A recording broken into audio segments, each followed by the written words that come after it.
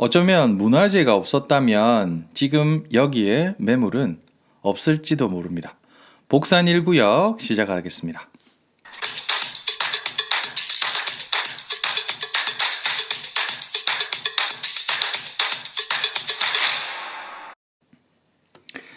동래구 대단지 재개발 복산 1구역 문화재로 한동안 사업이 많이 지연되었습니다. 처음에는 크게 눈이 안 들어온 곳인데 사실 보면 볼수록 더 괜찮은 곳 같습니다. 사업 지연되는 거를 사실은 개인적으로는 그런 입지들을 좀 눈여겨봅니다.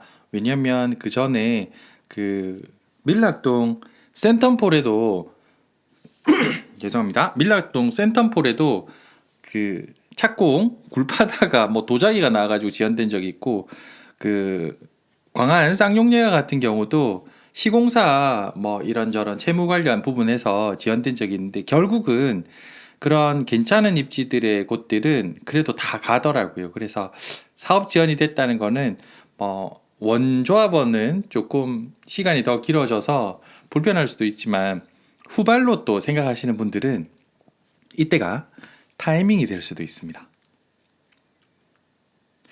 주변 환경 개발이 사실 이 주위가 그 낭민역 충렬사역 있는 이쪽 거리였는데, 사실 이쪽이 그렇게 뭐 저쪽 안락동부터 시작해갖고 그 충렬사 넘어가는 서동고개 이쪽 넘어가는 동네들 자체가 다 있는 국어지, 약간 국어들이 많은 동네였는데, 이쪽이 거의 재건축이다 또 뭐 이런저런 개발들이 많이 들어가고 나니 아우 주변 환경 개선이 다 어느 정도 다 같이 이루어지고 있고, 그리고 여기 복산 1구역 또한 아주 괜찮은 곳 입지로 뭐 교통편 우수하고 사통팔달이 되는 지역인데, 한번 자세히 보도록 하겠습니다.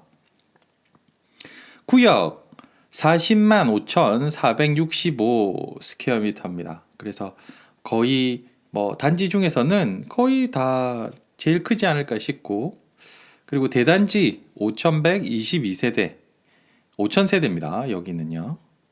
그리고 교통은 4호선 낭민 충렬사역을 끼고 있고, 오른 왼쪽 저 끝에 보시면 희미하게 1호선 동래역 800m입니다. 1호선 동래역도 있고 동해선 동래역도 있어요. 그래서 트리플 역세권이고, 교통 자차 자가용 이용 시에는 오른쪽으로 해서 쭉 가다 보면 그 원동 IC가 나옵니다. 그래서 위아래로 뭐 넘어갈 수가 있고, 왼쪽 쪽으로 쭉 가면 만덕터널이 나오고 교통도 되게 편리한 지역, 그리고 위로 가면 노포 IC가 나와서 지하철 역세권에 교통도 편리하다라고 보시면 되실 것 같습니다.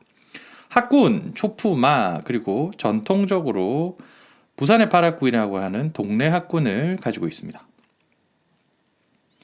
복산 1구역 사업 개요를 한번 보시면, 일단 GS 그랑자이로 한다고 합니다. 제일 고급화, 부산에 처음 오는 그랑자이라고도 하죠. 조합원 수는 2,600여 세대, 그리고 총 세대 수는 5,122세대 해서 조합원 비율은 50%입니다.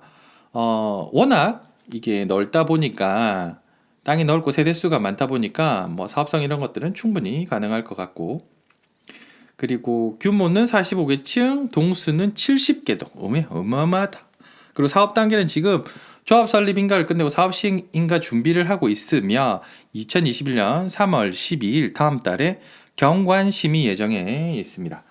오른쪽 표에 보시면 조합 설립 인가를 하고 나서 사업 인계가 이제 들어간다 하면, 인가부터 준공까지 내가 들어가는 날까지는 10년에서 15년, 뭐 여기는 문화재에 대한 부분들은 어느 정도 해결이 됐다고 하니까 이제 앞으로 갈 절차들이 사업인가 관리처분 뭐 이런 것들이 남아 있는데, 아무래도 조합원 수가 많다 보니까 중간에 또 뭐 이런저런 우여곡절이 한두 번 있다 보면 그 완공 입주까지의 시즌은 뭐 10년에서 15년 뭐 요렇게 보시면 되실 것 같습니다. 그리고 실질적으로 지금 현재 모든 부산에 있는 부동산들이 약간은 다 올라간 상태라서, 여기도 피가 작년 재작년 기준으로 하면 제법 많이 붙었는데, 그래도 입지 기준으로 하면 뭐 어마어마하게 뛰었거나 그렇진 않습니다. 그 이유가 제가 좋아하는 아까 말씀드렸던 문화재 지연 그게 조금 있었습니다.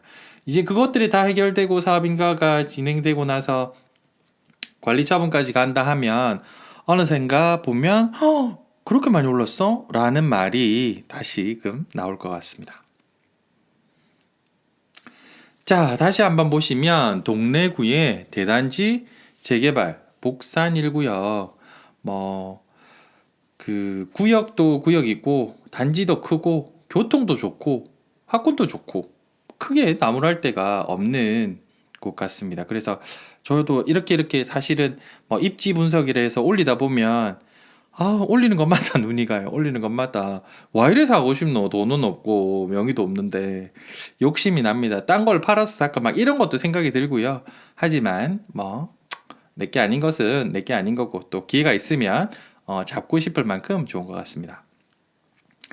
근처 신축대들이 아시다시피 거진 동네 쪽 물론 입지가 그쪽은 대로변에서 더 좋다 하지만 거의 9억 10억 대면 여기도 마찬가지 아시다시피 이 정도 세대수가 훅 떨어질 수가 없습니다. 그래서 가격 괜찮은 매물 나오면 잡을 수 있을 때 잡으시면 좋으실 것 같고 다만 여기에 한 가지 약점은 뭐냐면 쉽게 말해서 감정평가 기본의 가치가 좀 싼 것들은 프리미엄을 되게 많이 달라고요.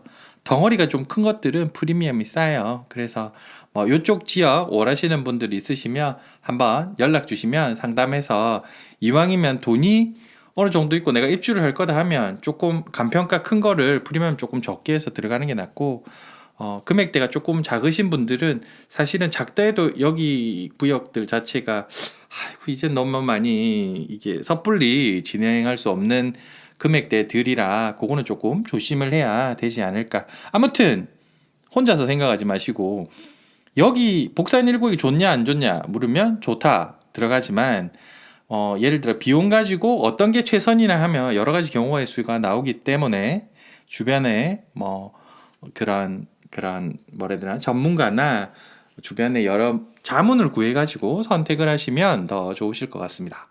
천천히 올라가라 복산 1구역 나도 같이 갈 수 있게. 복산 1구역에 대해서 오늘은 입지 분석을 올려봤고요. 다음에는 이제 이런 프리미엄 2억 3억 말고도 사실은 그런 2천만 원 3천만 원 진짜 무주택자들이 어떻게 활용할 수 있는 그런 방법들 또한 지금 구상 중입니다. 그래서 그런 것도 꼭 해서 올려드릴 테니까 포기하지 마시고 희망을 가지시고 작은 소액의 희망 시한머니더라도 하루 2만 보씩 임장을 걸으면서 희망을 꿈꿔보시면 어떨까 싶습니다. 구독해 주시고 시청해 주시고 들어주셔서 너무너무 감사드립니다. 구독, 좋아요는 사랑입니다. 사랑합니다.